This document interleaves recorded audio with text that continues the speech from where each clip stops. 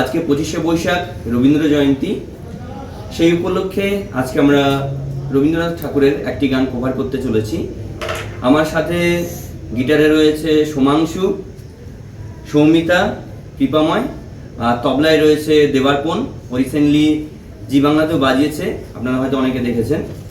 তো চলুন আমাদের গানটা আপনারা শুনুন, নিশ্চয়ই আপনাদের ভালো লাগবে। রেডি?